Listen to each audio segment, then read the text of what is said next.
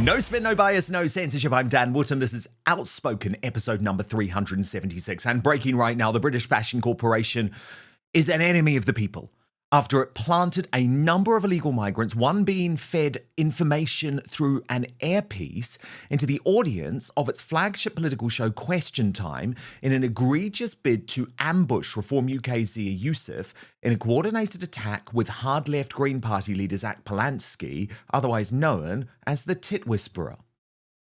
I had to really process this because I couldn't comprehend what was going on. I couldn't believe that this was happening in such an open and blatant way. And again, just going back to that point about the guy, the Iranian who was reading the statement about why Britain should leave the ECHR, at one point he started talking about the Northern Ireland Protocol. And I didn't realize that was something that was such a big issue in Iran. So it was ridiculous.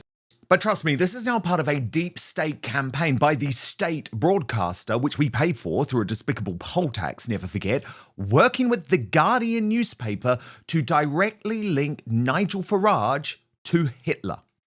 You've just mentioned the word dictatorial. Let's talk about your leader, Nigel Farage's relationship when he was younger with Hitler, shall we? Because 20 people told The Guardian. And after losing his bollocks these past few weeks, the Reform UK leader has finally had enough.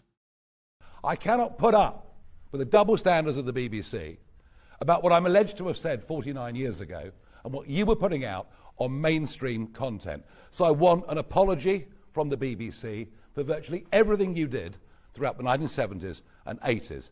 And I am sick to death of the double standards and hypocrisy, above all, of your organisation. And what happened on the Today programme this morning was a complete bloody disgrace. And all of this is why you can only trust the independent media, of course, not any major broadcaster, including Talk TV and GB News. And that's why today, a former Prime Minister is jumping into our exciting and exploding new media world.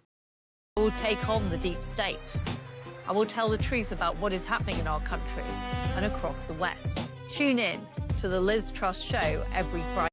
Yes, that is the ex-PM, now an independent media star, host of the Liz Truss show. She will join us for her first UK interview to reveal all imminently. I'm going to ask Liz about this criticism from Piers Morgan and so much more. You do not want to miss it.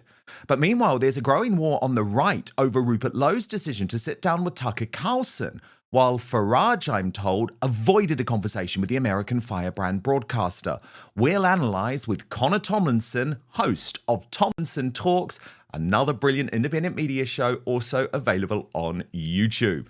Also coming up today, Ireland, one of a number of countries to boycott Eurovision over the decision to allow Israel to compete in the biggest culture war over the singing contest yet. So we're going to have the latest on this developing situation, not the only country to pull out. Then in the uncancelled after show on Substack, GB News claims live on air that Meghan Markle's mother, Doria Ragland, went to jail as a podcast makes sex tape allegations against the fake Duchess. We're going to team up with According to Taz for all of the royal latest. You can join us, and we have this massive black sale running at the moment, www.danwootonoutspoken.com/sale. Plus, at the end of the show, we're going to reveal the worst Britain in the world this week. This is when we take your Union jackasses from across the week, we put them head to head.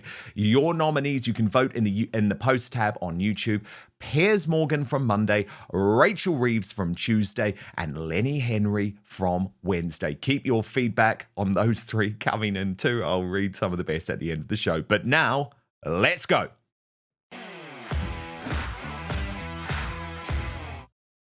The MSM and regime media, led by the British Fashion Corporation, which, never forget, we pay for through an astronomically high poll tax, otherwise known as the licence fee, is now at war with the British people.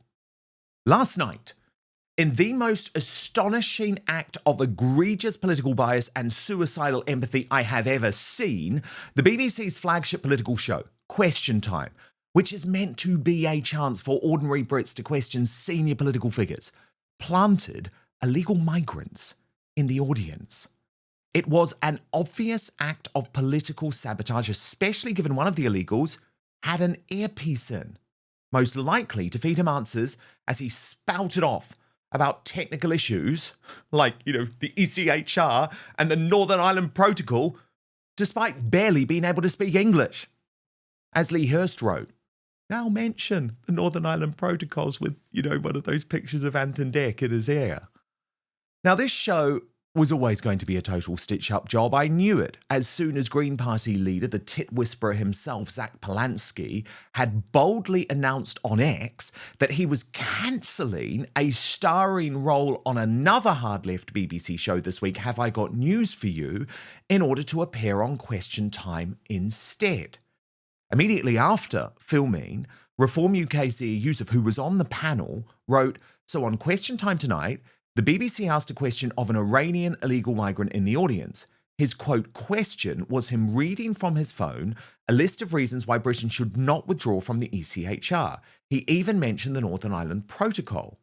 Nick Dixon responded, there were literally, this is more of Zia Yusuf, there were literally multiple people who arrived in this country illegally by boat asking questions on tonight's Question Time. That then prompted Nick Dixon to reply, the BBC's mission is to destroy Britain morally, culturally, spiritually, and financially. A stunned Yusuf then immediately went on to GB News to express his horror. Watch. Process this because I couldn't comprehend what was going on. I couldn't believe that this was happening in such an open and blatant way. And again, just going back to that point about the guy, the Iranian who was reading this statement about why Britain should leave the ECHR, at one point he started talking about the Northern Ireland Protocol. And I didn't realize that was something that was such a big issue in Iran. So it was ridiculous. I think it clearly was set up to try to put Reform on the spot. And the evidence for that actually is Fiona asked me directly, well, would you deport this particular gentleman in that audience, which is obviously a very emotional appeal. And look, of course, I get it. These are all human beings. But ultimately, as I said in my answer, the vast majority of the people coming across the English Channel illegally are men. We know that to be true. It's a statistical fact. And if you're entering a war zone, then it's generally men first, is it not? Yeah. And if you're fleeing a war zone, then it's women and children first. And that's the most obvious point. So absolutely, they must be deported. They will be deported. And by the way, I said exactly as such on the programme. But anyone with even a modicum of sanity could see this transparent political hit job for what it was.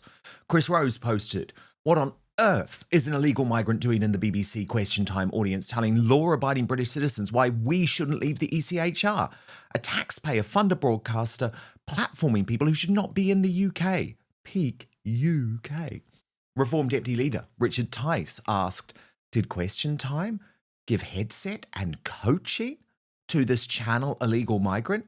He then has the cheek to tell us British taxpayers that we must not leave the ECHR, could not make it up. Alex Phillips raged, what is this? This is a man reading a script. How mental has it become when the Question Time audience appears seeded with case studies complete with lines to read? How about an audience member who was harassed or assaulted, complete with a script on statistics of crime by nationality? And Graham Archer suggested, if this is true, the BBC inserted illegal immigrants into its flagship political discussion programme, then Question Time must be shut down. To use licence fee pay money to promote the views of such people and fake news is as normal British discourse. It's disgusting.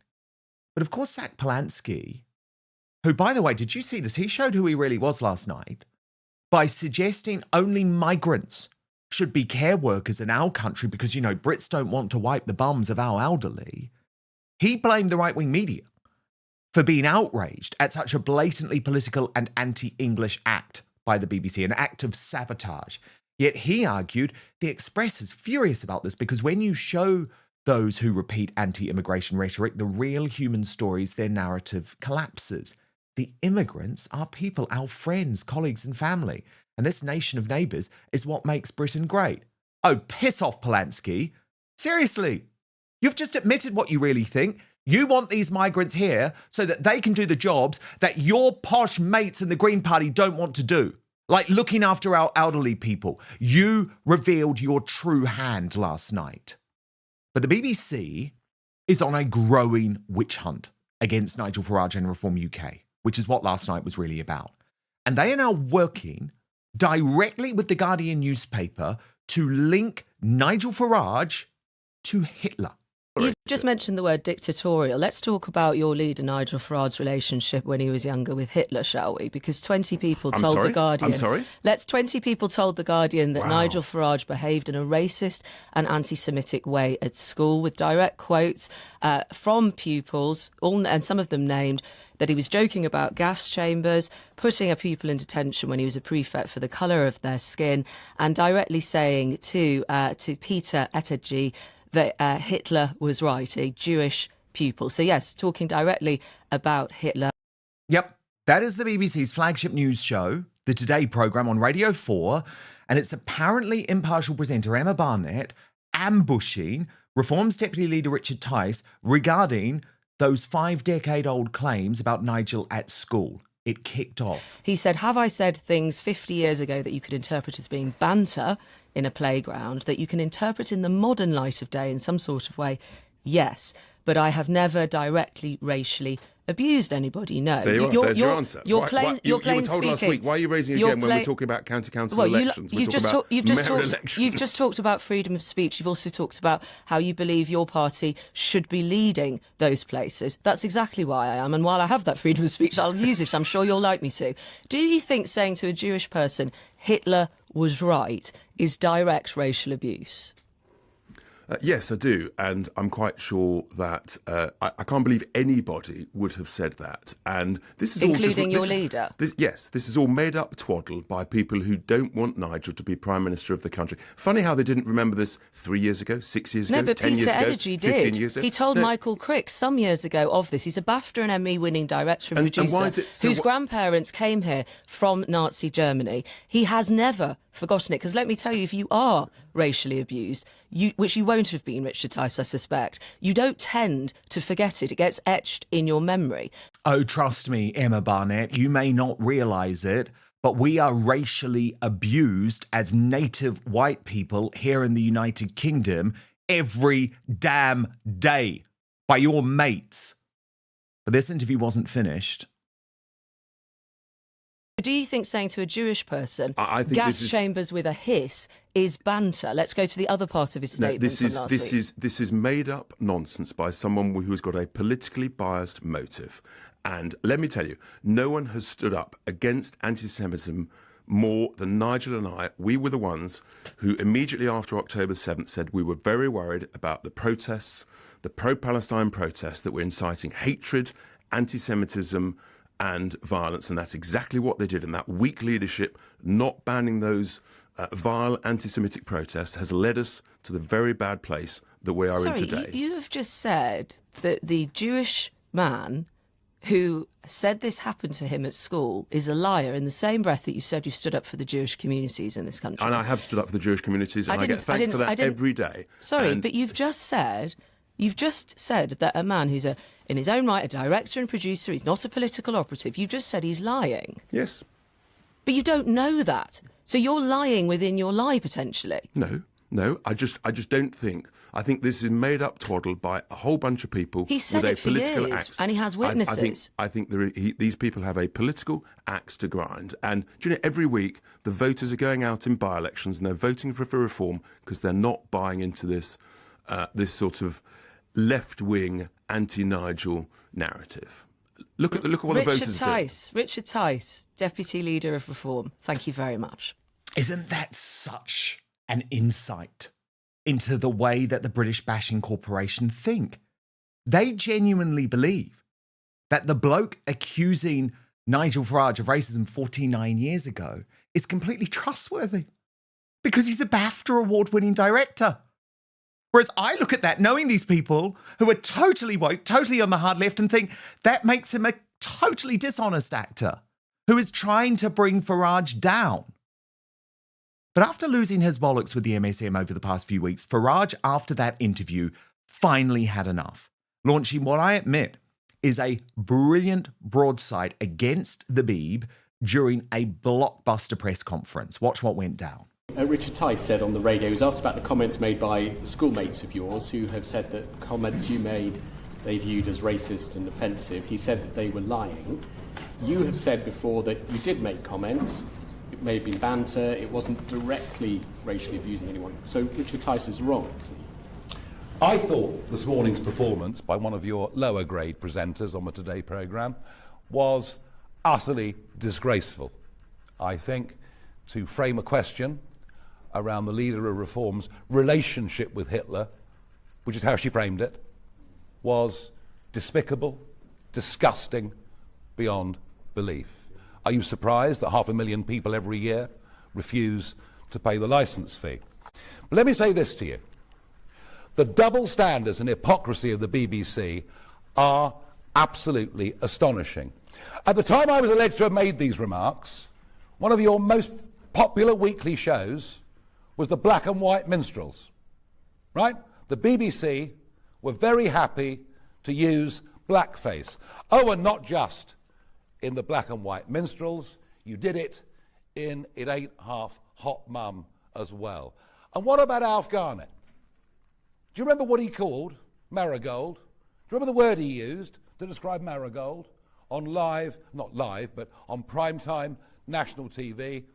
I better not repeat the word, otherwise you'll all use it and say that I used it. Homophobia? It ain't half hot, Mum. Are you being served? Oh, and what about Bernard Manning? Perfectly happy at exactly the same time for Bernard Manning to appear on primetime national BBC comedy, telling jokes for which these days you'd probably get a knock at the door from our thought police and perhaps get a 31-month prison sentence. I cannot put up with the double standards of the BBC about what I'm alleged to have said 49 years ago and what you were putting out on mainstream content. So I want an apology from the BBC for virtually everything you did throughout the 1970s and 80s. And when the British Bashing Corporation tried to come back at him, Nigel Farage finally went all Donald Trumpy. And I'm sick to death of the double standards and hypocrisy, above all, of your organisation. And what happened on the Today programme this morning was a complete bloody disgrace. Next, Sam Coates from Sky News. No, I'm done with you, thank you. My question was, he said they were lying. I mean, it sounds like Sam Coates from Sky. I'm really, until you apologise for all of your output, your appalling output, at the same time that I'm accused of saying these things which I deny, I'm not speaking to you. All right? Sam Coates, Sky News.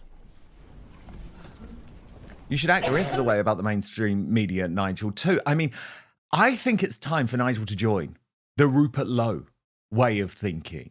With the Restore Britain leader explaining overnight, I get told by this person and that person to be careful about what I say, to moderate, to sanitize, to soften, to appease. I honestly don't give a shit anymore. I am going to tell the truth. I think the country would be in a much better place if more MPs did the same. And that approach is working, by the way.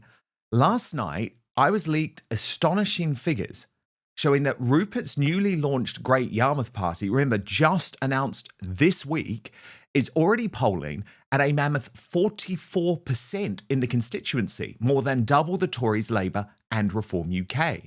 As the Nationalists said, you won't see this on GB News, even though Rupert then did ask Michelle Dewberry if he's going to be invited back. Of course not! Michelle Dewberry is a Reform UK shill. She's a Farageist who wants a safe seat in Parliament at the next election. You're not going back on her show, Rupert Lowe, but do keep calling her out. But look, the whole right has split over this decision for Rupert Lowe to give a highly anticipated interview with Tucker Carlson. That is, I'm told, an opportunity that Nigel Farage, scared of how Tucker has become radioactive in the mainstream media in recent months, rejected. But as Harrison Pitt of Restore Britain posted, at every turn, Rupert Lowe is acknowledged implicitly or otherwise to be the de facto leader of the right in Britain. That then prompted Reform UK supporter and avowed Farageist Matt Goodwin to disappointingly respond, if your definition of leader of the right is going on a podcast that has mainstreamed Nazis, he's talking there about Nick Fuentes, then okay. My definition of leader of the right is building a party that's on 32%, heading into government, and has a shot of saving Britain. Now, that response has inevitably sparked a new civil war on the right, with Rupert Lowe responding directly to Goodwin.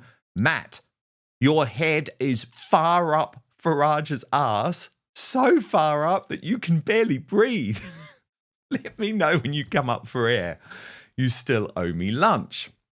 Lewis Brackpool then suggested Goodwin has been praising Restore Britain behind the scenes despite his pro-reform public posturing, revealing, ignore and step over every naysayer about this. I see it as an important step considering how big Tucker Carlson's platform is. Rupert doesn't seek approval from his enemies, unlike most politicians, and he certainly wouldn't trade his countrymen for a curry. We don't appreciate private praise followed by public counter-signalling, Matt. This guilt by association game is nonsensical. I should have known where this was heading when you started using terms like online right and Twitter isn't real life. You've made the wrong move. And Connor Tomlinson, who will be here later in the show, added, Matt, if going on a show which is happy to platform ethnocidal socialists is a red line for you, then you might want to decline the next time the BBC invites you on Question Time or Politics Live, given they afford so much airtime to Ash Sarkar. He had an unnecessary and bad faith attack. Robert Simonson, the political columnist for Newsmax, added, it's a damn shame to see Professor Goodwin stoop to the same lowly, contemptible tactics once directed at him for years by his left globalist academic colleagues towards those who simply refuse to stay silent and watch a 1,000-plus-year-old people tossed into the dustbin of history like worthless trash. We would all consider it wrong if the same fate now threatening Britons, absent a drastic course correction, were awaiting the Chinese, Indians, Japanese, Malayans, or any other people. Yet when it comes to the Brits, Americans, or Europeans, sounding the alarm is treated as morally reprehensible. This makes no sense. But of course, what's interesting is that Goodwin's past, which he doesn't like to talk about these days, means many on the right already don't trust him, like World by Wolf, who argued Farage has appeared on Tucker's show before, so spare us the lecture. I know you don't like talking about your time advising the CIA, Council of Europe, Home Office, etc. on how to contain the far right, but we all see what you are and why you're shilling for Farage. Now, Goodwin immediately blocked him, but Wolf wasn't finished. He added, every chance you get, you need to ask Matt Goodwin about his links to global intelligence services and his decades-long work writing about how to contain the far right. He isn't one of us. He's a bad actor. But I think all of this, the actions of the BBC, but also the actions of the Farages at GB News, shows why you can only trust the independent media, not any major broadcasters. And today, former Prime Minister is jumping into our exciting and exploding new media world. Yes, that's Liz Truss, the ex-PM, now a new media host of the Liz Truss show, who wrote, they tried to silence her, they failed, it's time to fight for the West. Watch. In 2022, I was deposed from the office of Prime Minister of Great Britain. I tried to save our country from the doom loop it is now in. We set out a vision for a low-tax, high-growth economy that would take advantage of the freedoms of Brexit. I was blamed for a market crisis that was not my fault.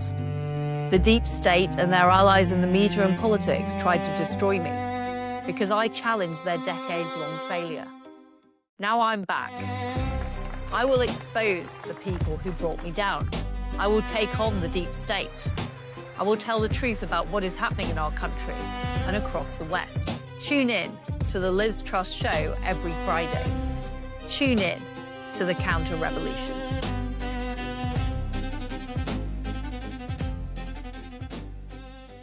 And Liz Truss joins me now. Liz Truss, welcome to the Hi, world Dan. of independent media. Oh my goodness, it's looking great. But you can imagine, Liz, your trailer has brought out all the, can I just be honest about it, all the fucking wankers in the mainstream media. I'm just going to show you one example so you can respond directly. On watching your trailer yesterday, Piers Morgan posted, "Is this a joke?" What would be your response to him, Liz? Well, given that he himself has his own independent media show, it seems slightly bizarre. But the mainstream media are a big part of Britain's problem. And this is the reason I've started my own show and follow people like you, Dan, who've reacted to the mainstream media telling lies about what's happening in our country. They told lies about the issues I suffered when I was Prime Minister. They've told lies about the grooming gangs. They're telling lies about the free speech crisis. And of course, they're going to react because they do not want to hear the truth. And they don't want the people of Britain hearing the truth about what's going on in our country. So I'm not surprised.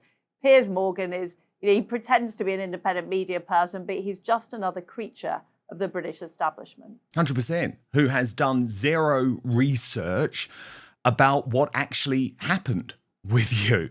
Now, Liz, last night, the BBC, we just saw it in the digest, I call them the British Bashing Corporation, planted an illegal migrant on its flagship political show, Question Time. This dude had an earpiece in.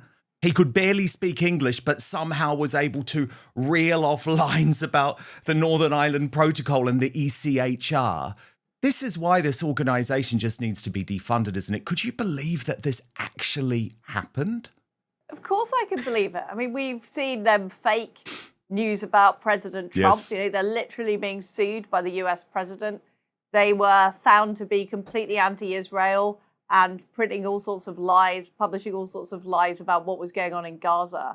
I mean, on every single issue, they're on the wrong side. They are proponents of transgender woke ideology. The one sensible newsreader they had got censured for actually saying that men couldn't get pregnant. I mean, the organisation is beyond repair. But what I want to tell people is this is just the tip of the iceberg. The entire British state has been captured by this type of ideology. Those opinions that are openly expressed by the BBC, they're taking place as well in the Home Office, in the Treasury, in the Foreign Office, in the police force, in the judiciary. And I think we've even got to worry about that more, because at least the BBC is out in the open and they're blatant. These other parts of the British deep state are operating to undermine elected politicians. They're operating to undermine the public desire, the will of the people, and they do it in a covert fashion. And I think that's even more dangerous. And are you going to use your show to expose these absolute, I actually think they're enemies of the state. They're enemies of the British people. Will you expose them? Enemies. They are enemies. Of course I am. And my only concern is I don't have enough shows to go through all the people that are busy sabotaging our country, who hate Britain, whether it's selling off the Chagos Islands, whether it's undermining us through mass illegal immigration, whether it is covering up the grooming gangs, whether it is the people that have been arrested and jailed for free speech. I'm here in America at the moment, and nobody can actually believe that people are being jailed for what they've posted on X. And I have to tell them, I'm afraid it's absolutely true. And Liz, we've just seen overnight another massive anti-democratic betrayal about to begin, despite the fact that in their manifesto, Labour said that they would not rejoin the customs union, that they would not rejoin the single market. On the fake news agents, which, by the way, is not the independent media, Liz. This is Emily Maitlis and Lewis Goodall and John Sopel. Yeah, we've got a lot of fake independent media out there, haven't we? Yes, because they're owned by Global. Morgan or the news agents or whatever else. They're owned by Global. They're part of LBC, part of the establishment. So they're not independent.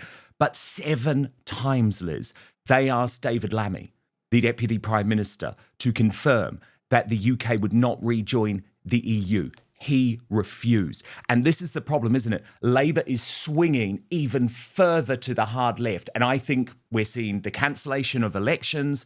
We're seeing a great budget fraud. But I think we're now going to see a bid to overturn the biggest democratic mandate in British history. What do you think's going on with Labour and Brexit? I mean, the minute that Keir Starmer got elected, he started sucking up to the EU, desperate to get back into the EU. I think the good news is that I don't think the EU wants us back. I think it's actually going to be very difficult for Keir Starmer to get any kind of deal with the EU that is remotely acceptable. And they're already talking about paying money into the EU. They've already caused huge problems in Northern Ireland with the stopping essentially of a lot of trade between the mainland and Northern Ireland. So I think it will be very difficult, but I just think it shows the kind of people they are, which is they are globalists. They don't like the British nation state. They want to give away powers. They've already given powers away to the unelected judges, the unelected police chiefs, the unelected bureaucrats. They now want to give it away to international law courts, the ECHR and the EU. I just think there will be a limit with the EU as to what they're actually able to do. It's treasonous.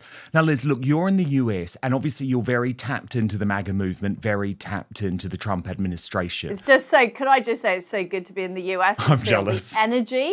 Feel the energy and the positivity and people that actually believe in their country and want to make things better. I mean, it's fantastic. No, it is. And I'm very jealous, but I am noting, Liz, a big change within the Trump administration. To begin with, they sort of felt like, okay, we've got to give this dude Slippery Starmer a go. We've got to try and say, okay, he's a democratically elected leader. Something major has changed overnight, Liz. I don't know if you've seen this yet, but a guy called Brendan Dilley posted in response to Donald Trump, who said, we have two options: deport every single third world migrant, illegal alien, and American-hating visa holder, or surrender your nation the way the United Kingdom have and watch your society collapse in the coming years. Liz, Donald Trump posted that on Truth Social, which is as close as you're going to get, is it not, of an endorsement that Starmer is destroying our society. Coming from the US president, that feels extraordinary. Of course, being totally ignored by the mainstream media. Has Trump turned on Starmer? Does he realize what this guy is about?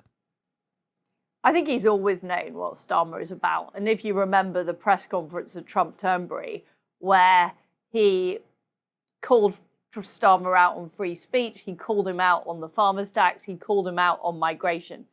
J.D. Vance has been very critical of what is going on across Europe, a mass migration problem, an Islamism problem, which European leaders aren't acknowledging, including Keir Starmer. So the US president and vice president are perfectly well aware of what is going on, but they are stepping up pressure on Britain and Europe to change and to actually stand up for the values that we believe in. Free speech. Sarah Rogers has just been over in the UK talking about the massive problems with the Online Safety Act and the curbing of free speech in Britain. We've had the State Department put out a memo talking about the huge issues of mass migration and how that's anti-human rights. It's not pro-human rights. So I think we're seeing the administration step up the pressure on Europe. And why shouldn't they? The fact is they have been bailing us out on defense. They've been helping us out on the economy. The US is a major investor in Britain. The tech companies are major investors. So I think it's perfectly right for the US to use their leverage to say, Britain, you're actually the people that came up with free speech in 1695 that we based our Constitution and Bill of Rights on. What on earth has happened to you? Totally. That's the reaction I'm getting here. And does everyone there think Nigel Farage is the next Prime Minister? And do you think Nigel Farage is the next Prime Minister of the UK? Well, people are talking about reform and Nigel Farage. They're asking me what I think is going to happen in Britain. I say that Keir Starmer is the most unpopular Prime Minister in British history. He clearly isn't coming back. I think there's a long time until the 2029 election, and it's going to be 29. Turkeys do not vote for Christmas. Labour MPs are not going to get an early election because they know they'll be out on their ear. And my view is it all depends what the plan is. The reason that the Trump revolution is successful here in America is that they had people ready to serve in the bureaucracy. They had a plan of what to do. They had the executive orders ready drafted. And I think we are several years away from an election. But the question is there a British equivalent of the MAGA movement? Who is doing this work? Who are the people? Who are the Elon Musks of Britain? Who are the Scott Bessents who are actually going to make things happen in our country? Well, I was going to ask you about a guy who I know you have met with, Liz, Rupert Lowe, who runs Restore Britain, which is this non-party political lobbying organisation.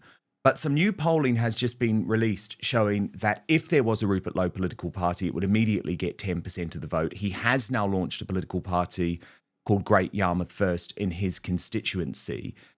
And now, and I want to talk to you about this too, he's just sat down for an interview today with Tucker Carlson. Is Rupert Lowe going to be a player here, or are you in the team of Rupert Lowe just ends up splitting the vote on the right? Well, I think it's very hard. I mean, and it was a breakthrough for reform at the last election to secure 5 seats. It's very hard to break through as a political party.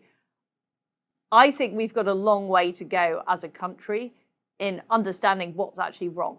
That this is a rotten system. It's not just a rotten political party system. It's a rotten bureaucracy. It's rotten institutions. It's an absolutely rotten mainstream media. And I think it's very hard to tell what will be the case in 3 or 4 years' time. It really is. If you think where we were 3 years ago, Dan, 2022. Totally. Boris Johnson was prime minister. For 20 years, Liz. And so,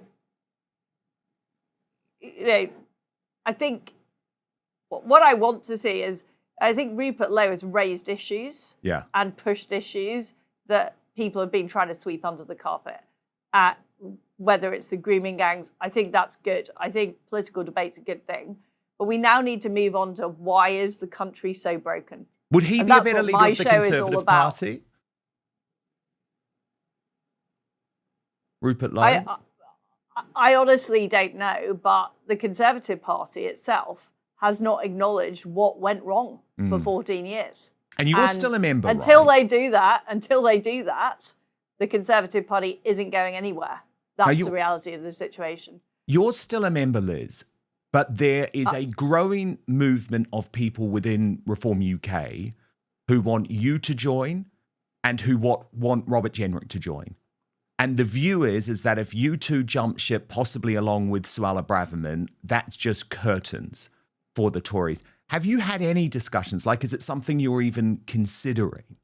Well, I like you, Dan, I'm focused on independent media and the Liz Truss show, because I think that is where we have to start. I agree. I was a politician. I was an MP for 14 years. I was a government minister for 10 years. I became prime minister. And what I discovered was the policies that I wanted to enact, which were the right policies of Britain, were sabotaged by the bureaucracy, but also their cheerleaders in the mainstream media. And until we deal with the problems we have with the mainstream media, the people of Britain are going to be misinformed. We're not going to have the base for the Trump-style revolution we need in our country. So that's why I'm focused on the media. I don't think you can solve this problem in politics. No. Now, Liz, I just want to talk about something that's become a big issue in American politics. It's this idea that in the independent media, if you platform someone, that's the term, platform someone, are you giving them a voice? Is it wrong, for example, for Tucker Carlson to interview Nick Fuentes? And we've had our own example of it this week because the Reform UK Faragists are kicking off about the fact that Rupert Lowe has sat down with Tucker Carlson. I'm told that Nigel was asked to do a face-to-face interview with Tucker Carlson and turned it down. And Matt Goodwin has posted, and this has really split the right, Liz, if your definition of leader of the right is going on a podcast that has mainstreamed Nazis, then okay. My definition of leader of the right is building a party that's on 32%, heading into government, and has a shot of saving Britain. Now, I have a view, Liz, and I think it's one that you share, that actually we all need to be talking. And I don't agree with Tucker Carlson on lots. I certainly don't agree with his position on Israel, for example. I don't agree with his current position on gay men, for example. But this idea that, like, we should all of a sudden try and start blocking out Tucker Carlson, like, would you do an interview with him? What do you make of this debate?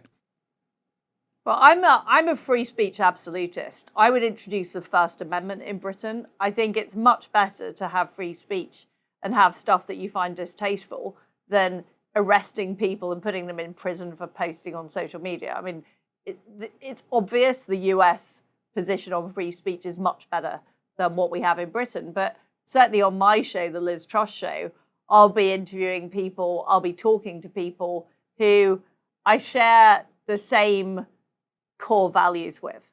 You know, I'm not going to be interviewing communists. I'm not going to be talking to people that aren't patriots. I'm not going to be talking to people who are trying to undermine Britain.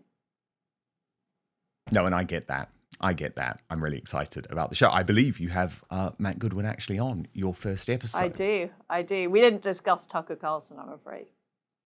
Now, Liz Truss, there is a growing view in the UK that Rachel from accounts, should actually face a police investigation. And by the way, even though I say lock her up, I think her fraudulent activity in connection to this budget was so disgusting and egregious. This woman deserves to be sobbing behind bars. I really do believe that.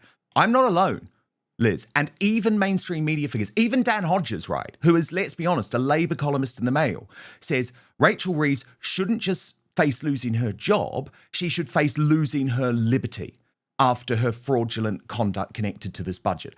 Alistair Heath in the Daily Telegraph overnight has said Rachel Reeves is now a threat to British democracy. Yet, Liz, the Financial Conduct Authority has said that this, in my opinion, criminal will not be investigated at all. Is this a stitch-up? What's going on? Why is she being protected? Well, of course it's a stitch-up.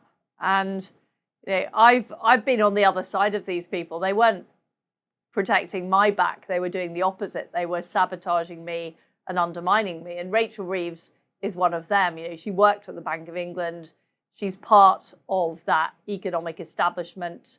They cover for each other, whether it's the OBR, the Bank of England, the Treasury, the Financial Conduct Authority. And they are the people that have pursued disastrous economic policies for 30 years. You know, printing money, creating masses of inflation, putting up taxes, huge amounts of government spending, sticking up energy prices, backing net zero, woke DEI stuff, the whole lot. They're all responsible. And of course, they don't want to investigate each other. And I believe that all of these organisations need to be made properly accountable. The Bank of England, I'm very concerned about the FCA. The OBR needs to be abolished. It's not enough just to sack the head of the OBR. The whole thing needs to go. But this investigation and transparency needs to occur about what actually happened in the run-up to the budget. I want the British people to understand how deeply broken this process is. Do you think she potentially broke the law? Well, we just don't know. So we it's absolutely possible. don't know what happened. We don't know who said what when. What I know from having been a Treasury Minister for 2 years and also going through the budget process as Prime Minister is a lot of information is not shared between these various different bodies. So we don't know who knew what when. It should be properly investigated. I don't believe the FCA are the right people to investigate it at all. I think it needs to be independent of the whole economic establishment. They are a big part of Britain's problems. You know, the Bank of England governor was not held to account for what happened in 2022. The Bank of England admitted that 2/3 of all the market movements that took place when I was Prime Minister were actually down to them, but there's been no investigation of it. There's no investigation into what's happened in the run-up to this budget. And as you rightly say, the mainstream media are not interested in really probing these issues, and they have to be probed. I mean, this is so serious. I mean, it is a potential fraud against the British people. And look at the way that they hounded people like you, people like Boris Johnson, people like Rishi Sunak, not only out of office, but into, in the case of Sunak and Boris Johnson, into criminal investigations. And this is so much more serious. The other thing is, Liz, I want to ask you personally about Rachel Reeves, because watch this. I mean, this is a woman who could not keep your name out of her damn mouth. Watch. Truss's mini budget last year set in motion the economic turmoil and the increases in interest rates and the ongoing impact of Liz Truss's mini budget. All of those things have weighed heavily on the UK economy. And their mini budget left families paying the price with higher mortgages. It's good to be explained how to do my job by one of the members opposite who crashed our... So, Liz, she couldn't stop talking about you. What do you want to say to Rachel Reeves now? Well, she is kind of obsessed with me, isn't she? She is kind of obsessed with me. I mean, she's a liar. She's either very, very stupid or she's a liar. I think she's because both. the Bank of England admitted what happened in 2022 was their fault. They've admitted that. They wrote a report. They said that 2/3 of the market movements were down to the LDI crisis. The day before the mini budget, they announced the sale of £40 billion worth of government gilts, queering the pitch. Even the New Statesman admits that it was the Bank of England who created the crisis. And if they hadn't done what they'd done, there would not have been a problem.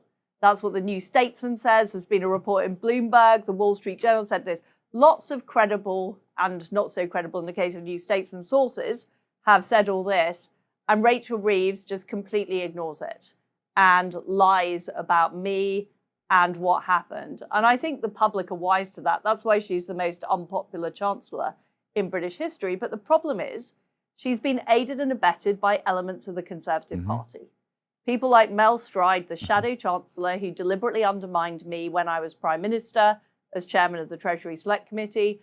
Kemi Badenoch has not admitted that the Bank of England caused the crisis in 2022. She made a speech about it, but she did not mention their role. Michael Gove. And until, well, certainly, also that's the case with him. But the point is that all of these politicians have, rather than taking on the economic establishment that have undermined our country, have kowtowed to them. And until they recognise that that's a failing, the British public are going to vote for an alternative. Well, and I do want to ask you about that, Liz, because is one of the biggest worries that we've got that actually there's a lot of Britain that is moving further to the left. And I don't know if you saw this absolute car crash conference over the weekend. Your party, that Islamist hard left mob of Jeremy Corbyn and Zara Sultana. But there was an extraordinary interview, Liz. I don't know if you've seen it, but I'm going to play it to you now, between Owen Jones and Zara Sultana, suggesting that the entire economy has to be nationalised. Watch this. They're about kind of policies for the country, and he said nationalise the entire economy. So just wondering, what does that look like?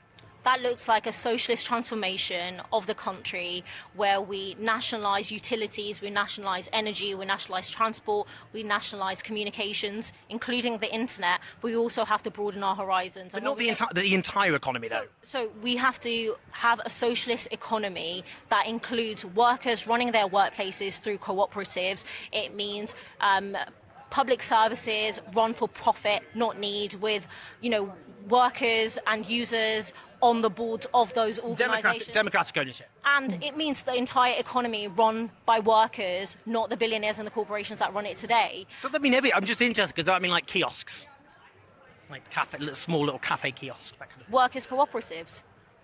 Yeah. So I don't know. I'm just interested because it's that the entire. I'm just trying to.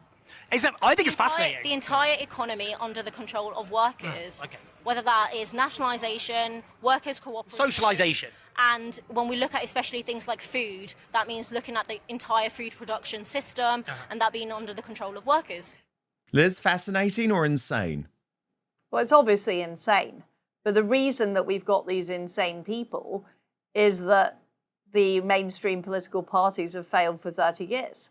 living standards haven't increased. Our industry is being decimated by the high cost of energy and the nutty net zero policies.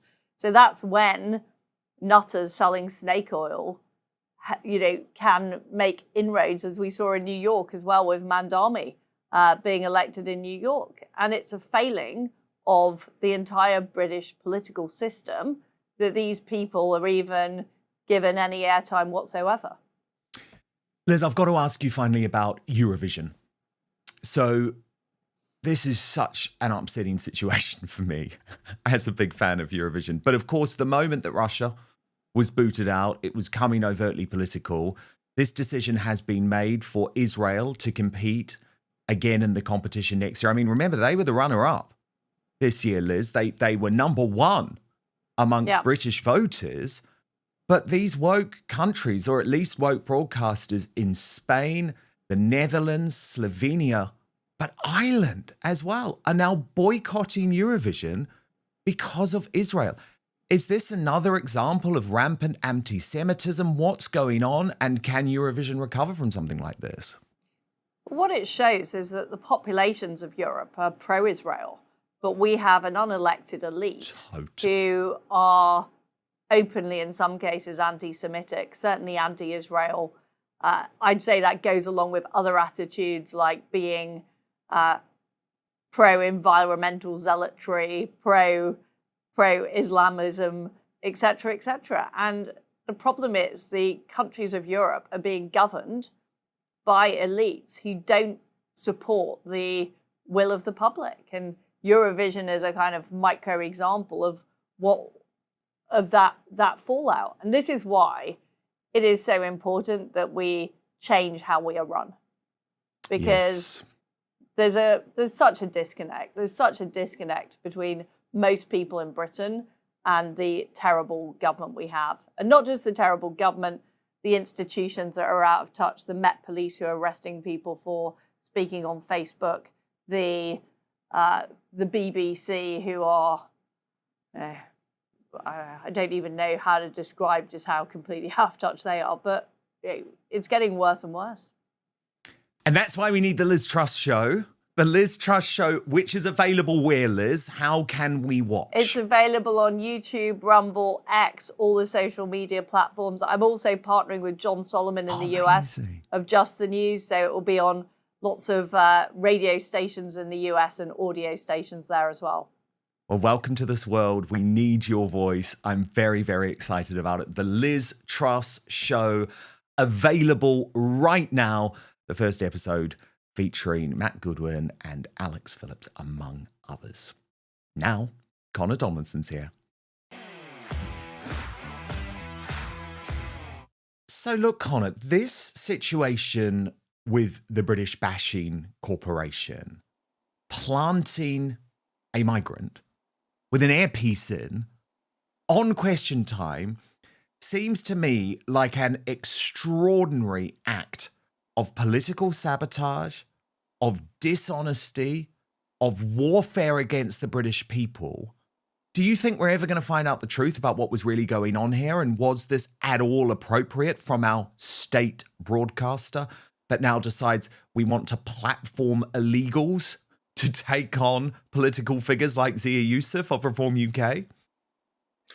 It's no more appropriate to stick a legal migrant in the audience, Dan, than it is if you did a special show on burglary and you had a wanted man on the run for breaking into people's homes. Like, this man's broken into our country. I don't care whether or not his daughter speaks Farsi or English. He should be slapped in cuffs and immediately expedited to the nearest airport to be deported. And look, Zia Yusuf, I have my differences with the man on many instances. He handled that correctly. Yeah, it doesn't matter whether or not the person is sitting in front of you or is an abstract figure on a spreadsheet. If they've broken the law, they have to go.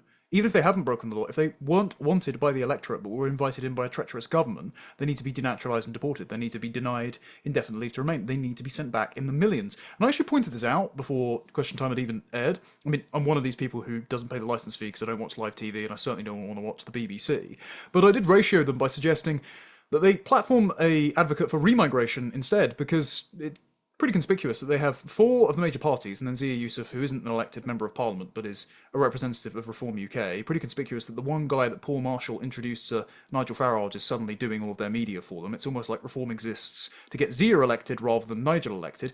But anyway, none of them represent actually a sizable portion of the electorate, who, according to YouGov, don't just want to see mass deportations for illegals, but want to see a large number of legal migrants be sent home. That was 45% of voters supported that position when put to them by YouGov, which is a left-leaning pollster. Just remember what they did during COVID, for example, constantly supporting the government's lockdown measures. That's more of a share of the electorate than the support for the Greens and the Lib Dems put together. And yet that perspective wasn't represented, either in the audience or on the panel. And I will say, Dan, I don't think we're going to get to the bottom of this, because do you remember back when, during the election, Nigel Farage and also the Green leaders did a question time appearance, and during Farage's appearance, the first person to ask a question and insult him for Brexit and call him a racist was a former Doctor Who director, so worked for the BBC, and someone else was a pro-Palestine campaigner who had ran in elections before. So very conspicuous audience selection that skewed biased against the likes of Reform, despite them being the most popular party in the country. So clearly they aren't sampling like we used to do for our GCSE biology exams and just throwing the net in the field and counting the number of daisies. Instead, they are hand-selecting and pre-screening the questions and the audience members, and this now includes foreign criminals, apparently, which means that the BBC's true constituency is foreign criminals rather than licence fee-paying taxpayers who want to see those criminals ejected from their country. Totally. I mean, I think it is absolutely a stitch-up. What did you think of Nigel Farage's performance at that press conference, given that in the morning, Emma Barnett on the Today programme had literally asked about Farage's relationship with Hitler?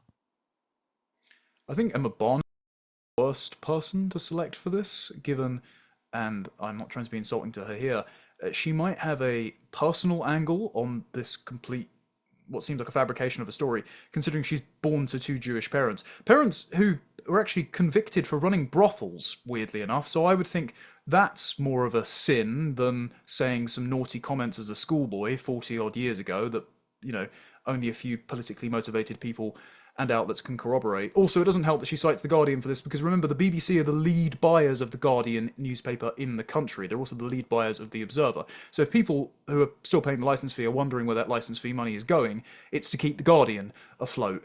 Fantastic. But I thought Farage's performance at the press conference was solid. The only angle of attack I would have pressed on instead is, rather than reaffirming the framing that these things are offensive, because we should be allowed to make the jokes that we like, and it was a much better country well before I was born when you could make said jokes without the woke skulls of political correctness cancelling your career over it. Instead, rather than go on the attack for, you know, blackface and it ain't half hot mum, he should have just turned around and said, sorry, I won't be taking moral lectures from the BBC, considering they have a habit of hiring and employing paedophiles and defending them, despite lots of whistleblowers coming forward and saying, hey, look, you've got a paedophile working for you who's abusing children. Yeah, I would have rather have, than reaffirming the framing that everything they find offensive is offensive, I would have said, I don't care, whether or not I made jokes years ago is irrelevant to the fact that the politics that you support have betrayed the country time and time again, led to things like the grooming gangs being covered up, and the fact that you employed Jimmy Savile and Hugh Edwards. So I won't be taking lectures from you, thank you very much. Onwards to more independent voices that they should be inviting to their press conferences instead. Now, Connor, I have been desperate to talk to you about this Matt Goodwin situation, because quite a big deal, right? Rupert Lowe sitting down with Tucker Carlson. By the way, there's loads lately that I disagree with Tucker Carlson on, but who cares? I mean, who cares? What are we honestly saying? We can't sit down with someone who we disagree with on particular issues. He is a massive figure in the independent media, one of the biggest in the world. He came to the United Kingdom. He interviewed 3 people. Piers Morgan, I couldn't stand it. George Galloway, some interesting points, but I think he completely represented what Galloway really was. And Rupert Lowe. And Farage, I am told, said no. And Farage clearly said no because of this point of view that Goodwin is putting out, which is basically that it's wrong now to sit down with Tucker Carlson because Tucker Carlson had platformed Nick Fuentes. And to me, I just thought this was such a disappointing position, but it's clearly the position of reform. And this is why they don't wrap their arms around independent voices like you or independent voices like Outspoken either. Well, not just wrap around, actively push away, Dan. Remember, Well, I that was is recently true. banned from an event where I was meant to be speaking alongside Matt, funnily Yes. enough. And yeah, I won't say what was disclosed in private conversations, but Matt wasn't happy about the fact that I was banned, but still retains his faith in reform nevertheless.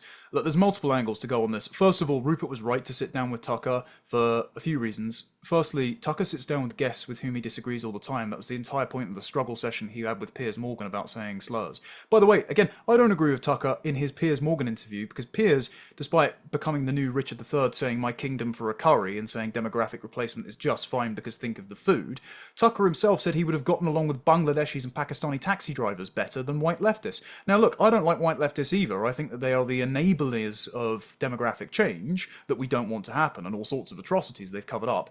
But those atrocities are perpetrated by Bangladeshis that have terraformed Whitechapel into a Bengali slum, or the Pakistani taxi drivers, specifically the taxi drivers, who were the trafficking network for the rape gangs. So I think Tucker is incorrect on that. His softening on Islam has been frustrating, whatever. But it's still fine to sit down with him, because he sits down with guests he disagrees with all the time, and so you're allowed to disagree with Tucker, and it's one of the major independent podcasts, as you said. And so I think it's important that Rupert did this, because there is some disquiet in Washington, D.C. about Nigel Farage. There has been over the course of the year. They've been encouraged about the fact that he's adopted mass deportations, but they weren't happy about the fact he was counter-signaling them before, considering it was a key policy platform on which Trump won the 2024 election. And it was made clear to Farage that he shouldn't be counter-signaling the strategic goals of the Trump administration in exchange for their support. So, if Rupert Lowe is now doing an interview with Tucker Carlson instead, is talking about the fact that Zia Yusuf called the police on him and had his shotguns confiscated on a trumped-up charge, no pun intended, rather than Nigel Farage, the importance of that is that it cements Rupert Lowe as the presumptive heir apparent to the vacated throne of the right in Britain in the minds of Americans.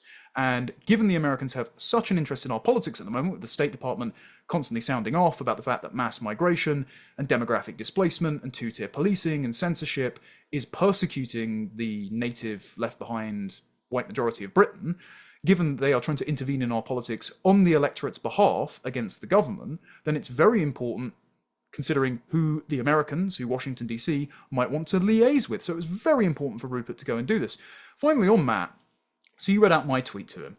I would like to point out this self-defeating and stupid idea that there are no enemies to the left. I've heard the term no enemies to the right before, and people take issue with that, not only because it's difficult to define who is actually to our right. I mean, I think I am to the right of reform. I question, again, whether or not Tucker is to the right of me, because, you know, he has opposition to Israel, but he seems to be embracing Islam at the moment. I think that's misguided, even though I like Tucker. But the perception is that all of us are to the right of reform, which means that you're only allowed to go on outlets who platform people to your left. So that means that Matt is more than happy to do events at Unheard, or speak to Michael Gove at The Spectator, or go on the BBC with Ash Sarkar, when those people are far more dangerous, far more responsible for the horrific state of Britain, the atrocities that they have either enabled or not spoken about, than the likes of Tommy Robinson, or Rupert Lowe, or Tucker Carlson. I would have no reservations about going on a platform to challenge those people, like Piers Morgan, as I have done before, or the likes of Ash Sarkar on the BBC, or the gremlins of Novara Media that I once faced off against famously on Sky News. But then I wouldn't have the same reservations about talking to the other side of that, especially when the labels are far less applicable to the likes of Tucker Carlson, Nazi, which he isn't, than communist, or justifications of terrorism made by the likes of the people that work at Novara Media. Those labels are much more applicable to the likes of Ash Sarkar and the employees at Novara who get airtime on the BBC. So to be consistent, Matt would then have to renounce his being platformed on the BBC. Zia Yusuf wouldn't be able to go on Question Time, for example. But they're not going to stick to that standard. So all they're doing instead is shrinking the island of allies, which Reform has, and allowing themselves to be encircled by enemies, and allowing their engagement with said allies to be dictated on enemy terms. Totally. And remember, for the past year, Connor, they have been treating you and they have been treating me as their true enemy. And I would argue that this week, proves categorically that their true enemy is the mainstream media, is the British bashing corporation, is woke ITV. And now they've basically alienated so many people who really were natural allies in a lot of ways, but we're also going to challenge them. We're also going to keep them honest on the issues that really mattered. I think it's a huge mistake. Got to ask you too, what do you make of Liz Truss and her new show? And also, by the way, the reaction from the usual suspects in the mainstream media. I mean, I showed her this post from Piers Morgan because it was probably the most predictable and the most obvious. He said, "Is this a joke?" And I just thought, Piers, you're so not researched. You're so undignified. But that was the reaction, Connor, from the typical regime media bods. Yeah, well, Piers is just a thick grifter, and he hasn't found a bandwagon he doesn't like jumping on, and then pretending that he wasn't complicit in, for example, the COVID lockdowns and forced vaccinations, supporting BLM, and now he's all for mass migration, despite the obvious horrors that's visiting upon us. But so I don't take his opinion on anything very seriously. As far as Liz's show, and the reaction, actually, that's important. So I got invited on Talk TV this morning, because I still am booked by Talk. It's one of the few things that I'm not blacklisted from. And Peter Caldwell, who I'm usually very friendly with, had me on the show, and he just wouldn't drop the fact that Liz is unrepentant about her being screwed over by the Bank of England, the OBR, the Treasury. Like, all of these things are well-established facts. The Bank of England have admitted that 2/3 of the bond market crisis was their fault. Like, they lost millions of taxpayer cash from that, and yet again, Andrew Bailey hasn't resigned. The OBR chief's only just gone because he made Rachel Reeves look bad, and when the bond market goes higher on Reeves's watch, well, that doesn't cause a massive media meltdown, of course. But Peter Caldwell kept pressing me on, why do we need to hear from Liz Truss? Hasn't she accepted fault? Isn't she literally the devil? It's like, no, okay. The utility of Liz having a show, and being transparent, Liz is a friend, and I encourage this behind the scenes. The utility of Liz having a show is the same as JD Vance raising to Tucker Carlson before the last election, in that interview he did with his dog, the fact that Liz is an example of how the deep state or the financial institutions or the media can bring down a government that is trying to do things that the establishment doesn't like. And so whether or not you agree with Liz on everything, whether or not you think she went about it in the right way, Liz can essentially serve as our Trump term 1, so that reform can be a Trump term 2, or, you know, if Rupert Lowe decides to eat their lunch, Rupert Lowe can be a Trump term 2, learning from her mistakes and not being brought down by the bond markets, by financial malfeasance, by the civil service, by their own party, by the media. So we should learn from Liz's example, and I appreciate that she's being so transparent about what she thinks the failings were, what she thinks the problems with the British establishment were, and even if you don't like Liz, if she's saying the same thing as David Starkey, Dominic Cummings, who they can't stand each other. Dominic Cummings is still a friend of Michael Gove. He nicknamed Liz the human hand grenade. And if they're saying the same thing about the civil service, it's probably worth listening to both of them. And I urge the presumptive next party of government, Reform, and of course, Rupert Lowe, the presumptive king of the right, to start listening to what she's saying too, so that their well-natured efforts to reformat the British state on our behalf don't get scuppered like Liz's were. Breaking right now, Eurovision in crisis. After a number of countries boycott the singing contest because of Israel's confirmed participation. And you will remember that Israel last year was actually the runner-up of the entire competition, meaning there was a very real possibility that they would get the right to host the competition. But here's what's now happened. Spain, Ireland, and others are quitting in protest. Slovenia too.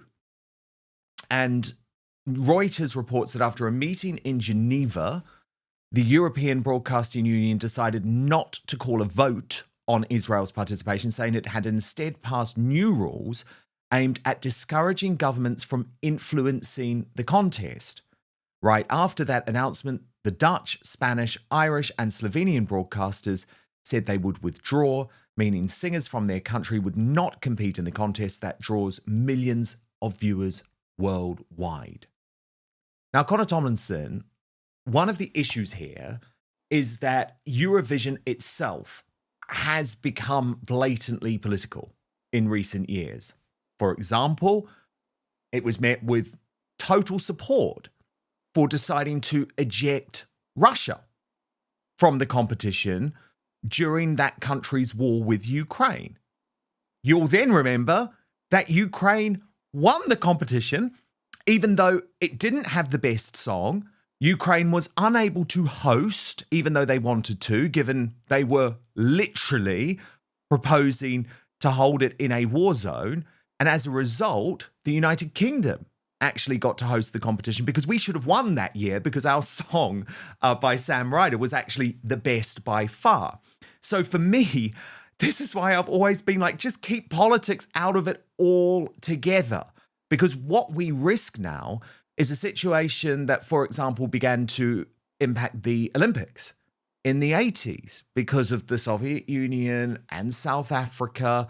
But at the same time, I am disgusted by the likes of Ireland, who are effectively allowing hard left broadcasters to make a decision that their populations do not agree with. And what's next, Connor? I mean, are they going to pull out of the Olympic Games? Of course not. Of course not. And Israel will be there.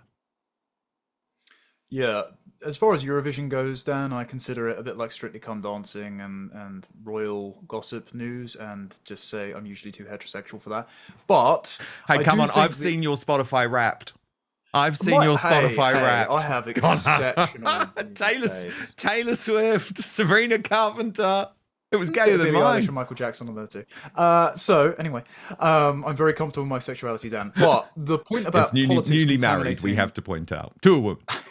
Yeah, the point about politics contaminating popular culture perhaps resonates, considering what Sabrina Carpenter said about the White House the other day.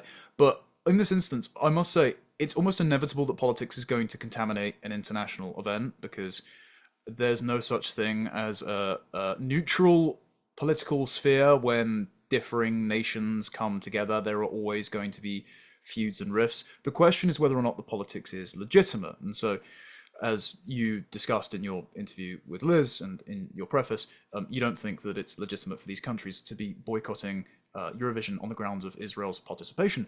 I would say questions about Israel or Palestine aside, the question of Israel-Palestine should always be responded to with, we're going to take our own side no matter what. And I do note that the countries that are boycotting because of Israel are complaining constantly about the genocide apparently being committed in Gaza against the Palestinians.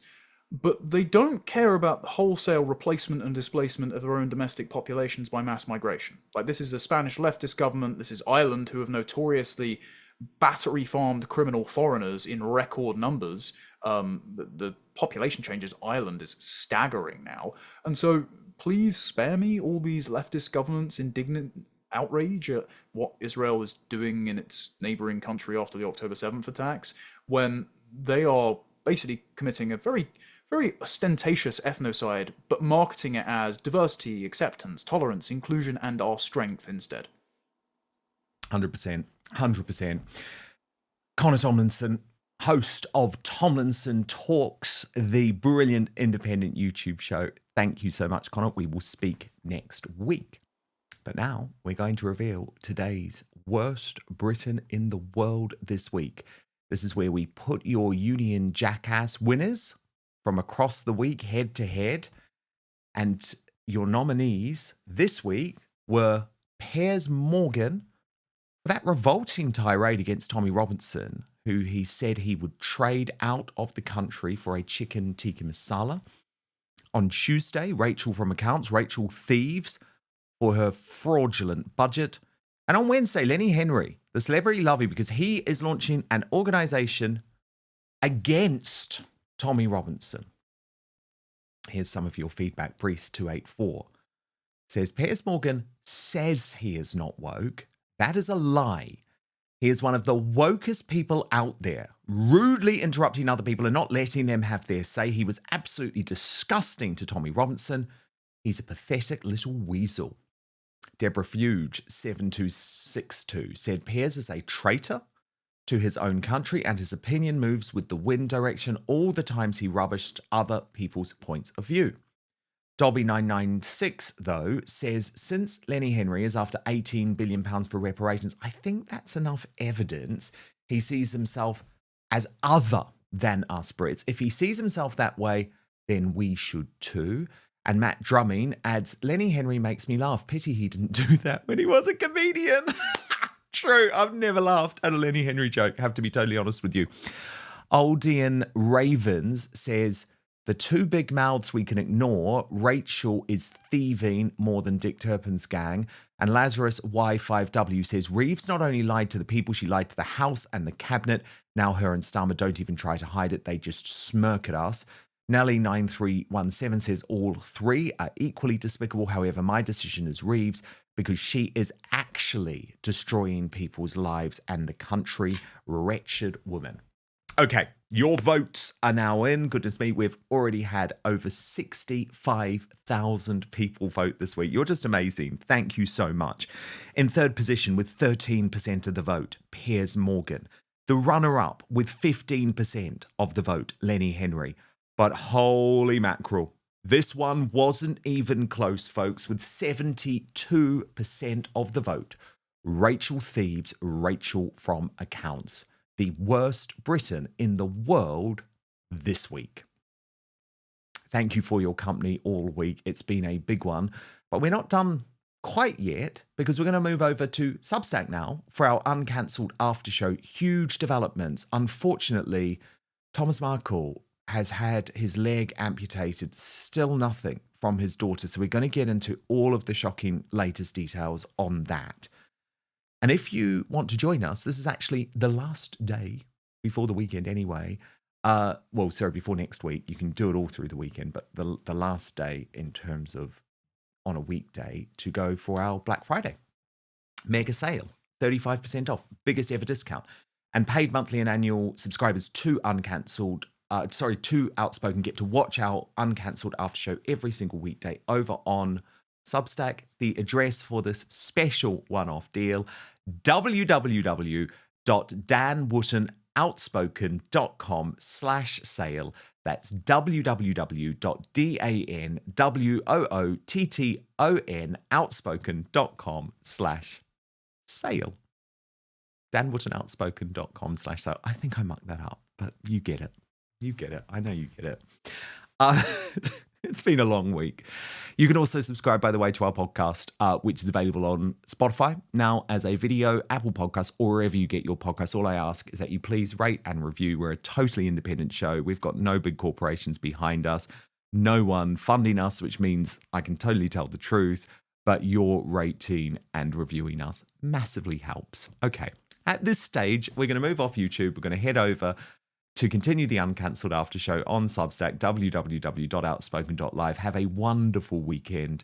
I'm going to be back with you live 5 p.m. UK time, Monday, midday Eastern, 9 a.m. Pacific. Hit subscribe if you're watching right now on YouTube. And most importantly, I promise to keep fighting for you.